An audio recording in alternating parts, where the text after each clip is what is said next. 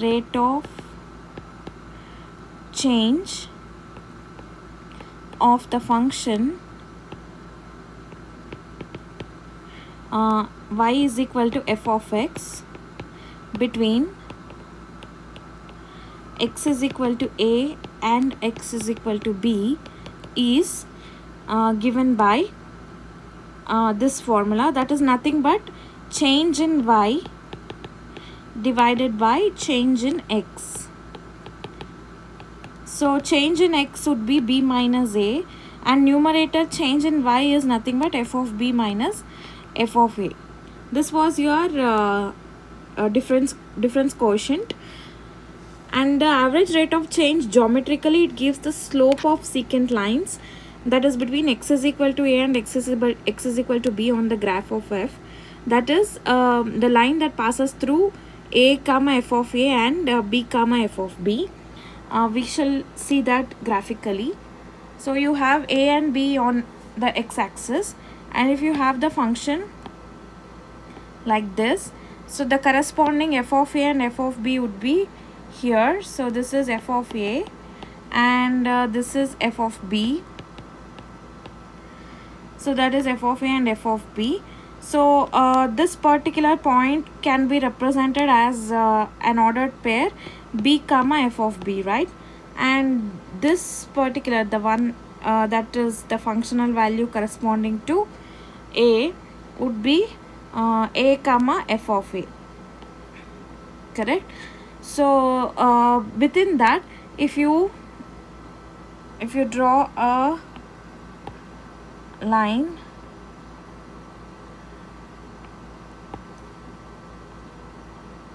so like this, so the vertical line, the length of the vertical line would be f of b minus f of a, correct? And the length of the horizontal line would be b minus a. So the average rate of change would give you the this distance, that is that distance. So that would be f of b minus f of a divided by b minus a.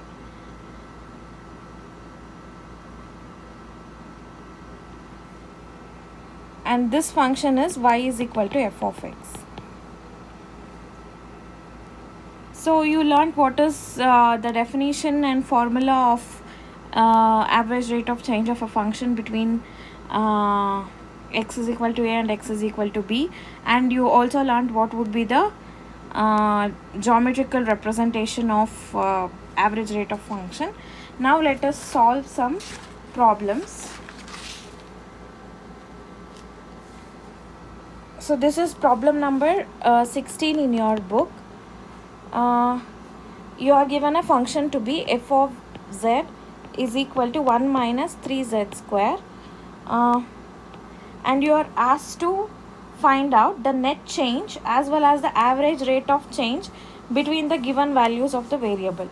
So A, you have to find out net change. So what are the given values of the variable? Z is equal to -2 and z is equal to 0. So you know that the net change would be the numerator of the average rate of change formula. So that is nothing but f of b minus f of a where b is greater than or equal to a. So this would be the formula for net change. Applying the formula, we get f of 0 minus f of -2. So that would give us 1 minus 3 times 0 minus, I have noticed that no one writes an equal sign after each step. So please follow this method of writing the solution either in your exams or your quiz and homeworks, because I have seen and noticed that some of the instructors in the department, they are right on their part. They deduct points if you do not follow the right method of expressing your solution, that is either writing equal sign before each step and or implication sign before each step. So you should follow certain mathematical rules of writing your answers. I have been correcting them in the homeworks as well as in the exams, so please pay attention. I am not deducting points as of now, but you may come across some instructors, like most of the instructors, who deduct points because of that mistake. So I suggest you to follow the right method of expressing or writing the answers. Okay, so now that is equal to 1 minus 3 times negative 2 the whole square. So that this would be 1 itself minus 1 minus 3 times negative 2 the whole square is 4, that would be negative 12. So that would be 1 minus of minus 11, so that is nothing but 1 plus 11, so this is 12. The net change is 12. So B, we are even asked to find out the average rate of change between the given values of the variable.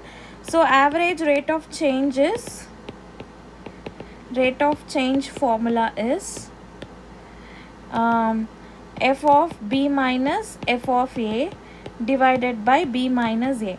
So we already have the numerator, that is the net, that is nothing but the net change.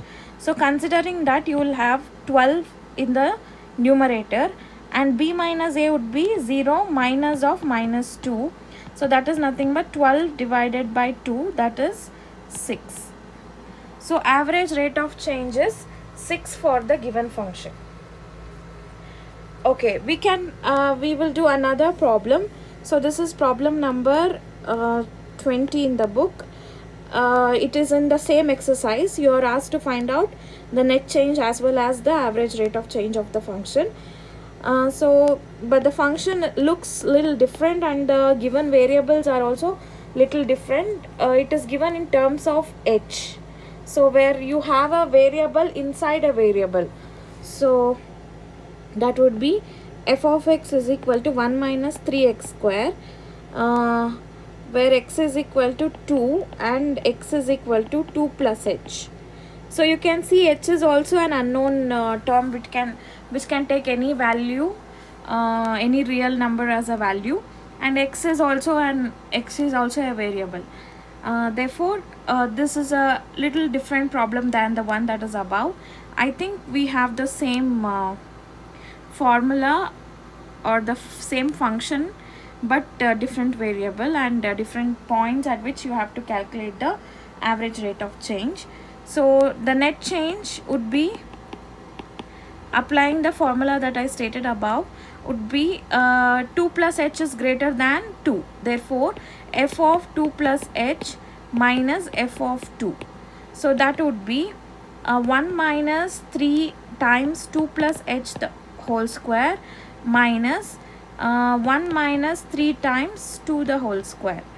So that would give us, expanding 2 plus h the whole square using the formula, special product formula, we get 4 plus 4h plus h square, correct, minus, so I will put this in brackets so that we will know that the minus sign is distributed throughout the equation. So we get 1 minus 4 times 12 is 12. Okay, so that would give us 1 minus 12 minus 12h minus 3h square minus 1 plus 12. So 1 and minus 1 gets cancelled, plus 12 and minus 12 will get cancelled. You just have this can be written in a simpler form, that is factorizing it. We get 3h times negative 3h times 4 minus h, correct, 4 plus h, yeah. So we get this minus 12h minus 3h square can be expressed like this. So this is our net change. So using this to calculate average rate of change between 2 and 2 plus h average rate of change of f. So we get the numerator is that is f of b minus, that is f of 2 plus h minus f of 2 divided by 2 plus h minus 2. So that would give us negative 3h. We already have calculated the numerator, that is nothing but the net change. Negative 3h times 4 plus h divided by plus 2 and negative 2 will get cancelled. You just have h in the denominator. So now you can cancel h and h in the numerator and the denominator. So you are just left with 3 times 4 plus h. That would be the average rate of change of f. So we will do another problem that is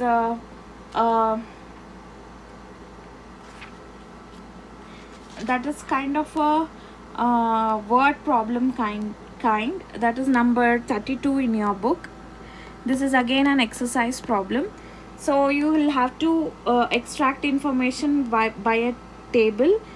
So I will just read out and start collecting data.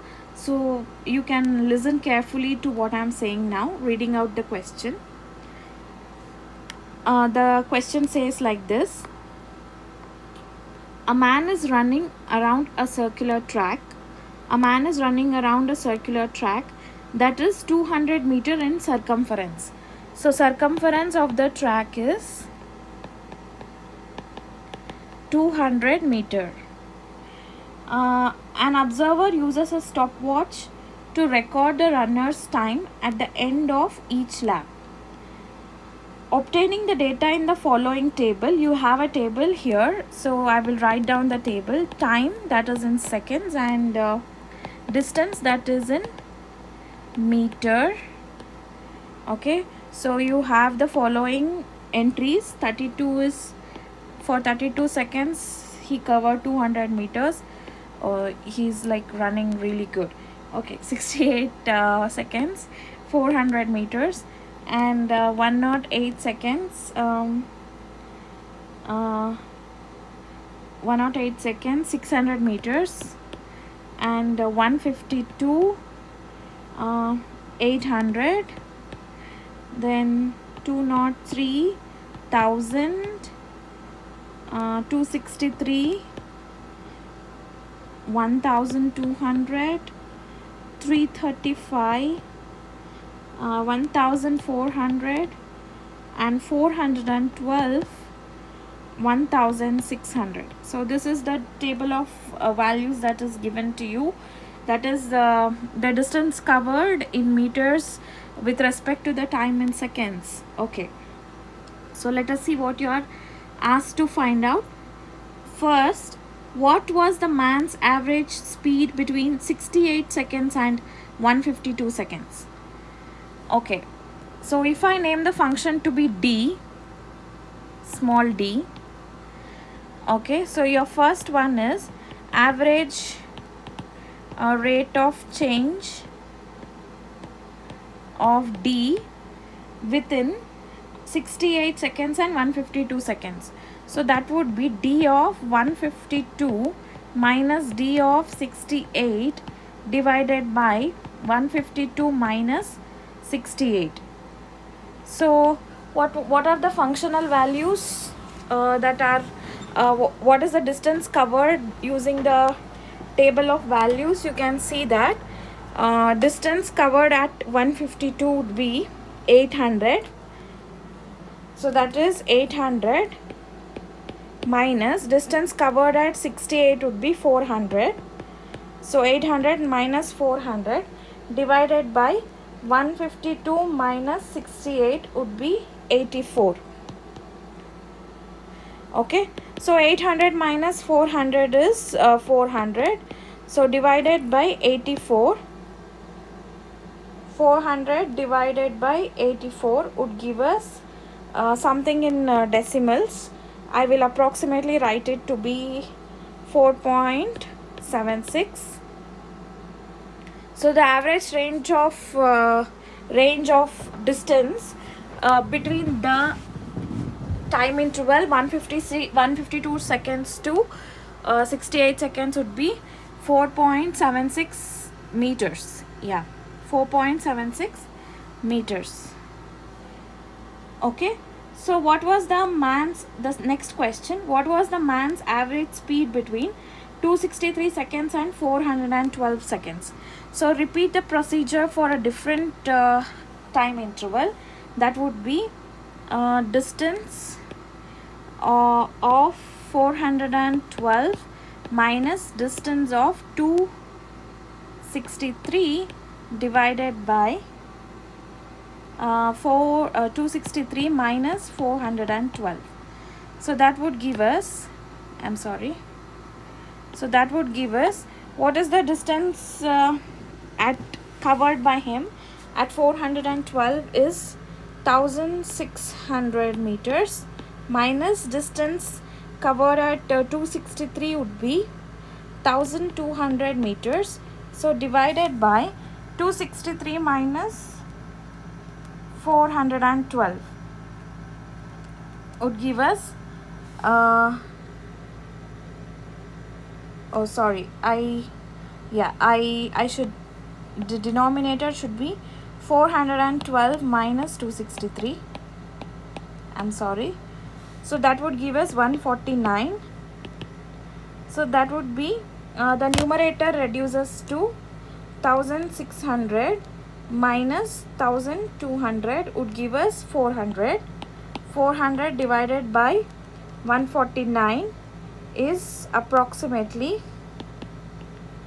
2.69 68 something, but I approximated it to 69 meters. Okay, that is our B question. So calculate the man's speed for each lap. Is he slowing down, speeding up, or neither? So calculate the man's speed for each lap.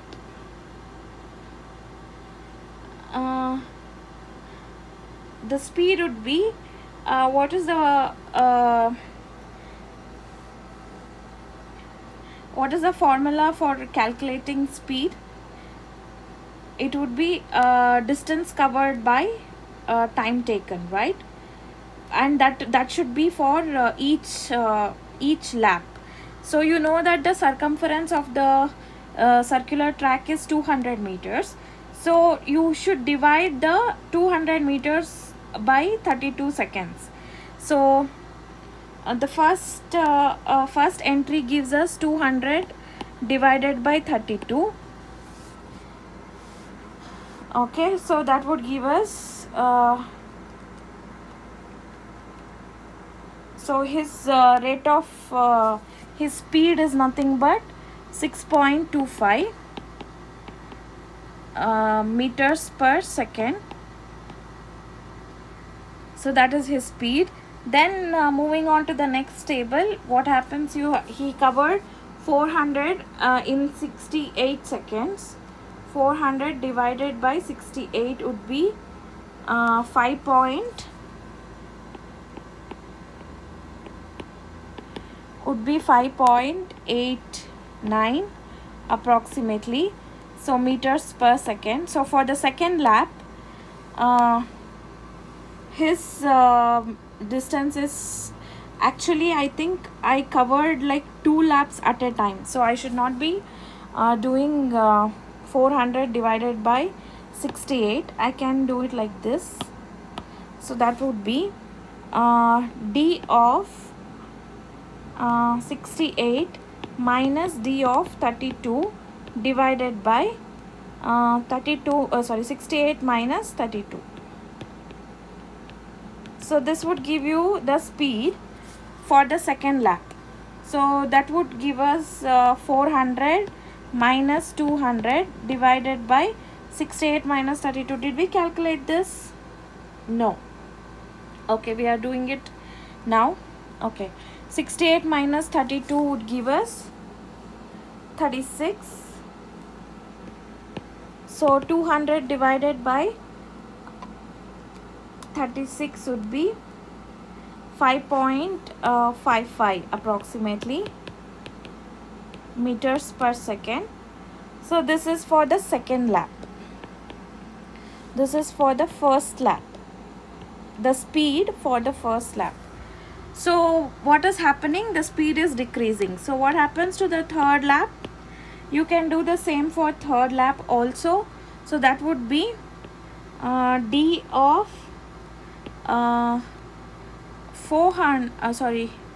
600 minus d of 400 divided by 108 minus 68. This is speed. So that will be given by d of 400 minus am I right?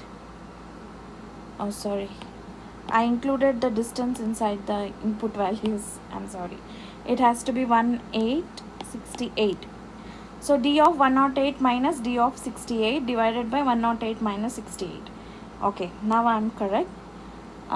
So that would be 600 minus 400 divided by 108 minus 68. That would be 200 again, divided by 108 minus 68 is 40. So 200 divided by 40 would give us 5. So that is 5 meters per second. So his continuing like this, you can see he's slowing down. He's not speeding up. That is obvious. He's running in a pretty good speed, and so as he's covering a longer distance or running more laps,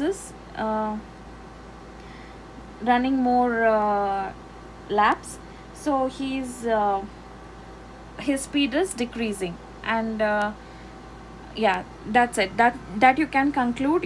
You can calculate for fourth lap, fifth lap, and every other lap using the average rate of change of the function, and conclude that he is slowing down.